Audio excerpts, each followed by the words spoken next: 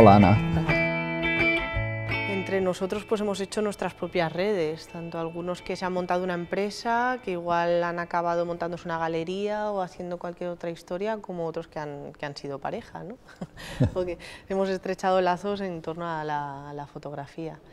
Lo que pretendemos es conformar unos grupos muy heterogéneos en los que el común denominador sería su interés por la fotografía. Puede ser un grupo en el que haya un médico prejubilado, una arquitecta de Valencia o un estudiante, todos interesados por la fotografía a nivel profesional también. Viene gente, como tú ya conoces, pues de Chile, de Argentina, de Panamá, de Colombia, de Perú o de Italia. Yo sí que es verdad que quería haber estudiado un posgrado fuera y estaba viendo pues a ver dónde podía seguir estudiando, pero me vi que me quedaba aquí y no me iba fuera.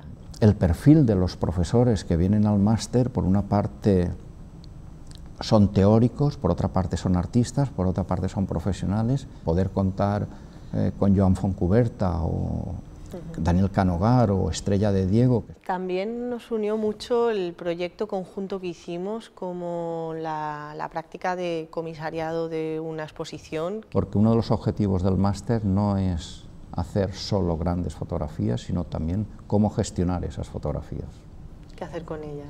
Y la brecha que existe entre el campo del estudiante y la universidad y el campo profesional es muy fuerte y muchos alumnos caen ahí y no desarrollan luego proyectos. Por eso el máster ha construido esa pasarela para promocionar el trabajo de los alumnos dentro de lo que es el campo profesional del mundo del arte. En gran medida los alumnos son los que construyen el máster, porque a través de esas reuniones que hacemos a final de curso con vosotros y que manifestáis vuestra opinión acerca de lo que es mejorable en el máster, creo que sois los grandes protagonistas de las modificaciones que se han ido generando en estos 12 años.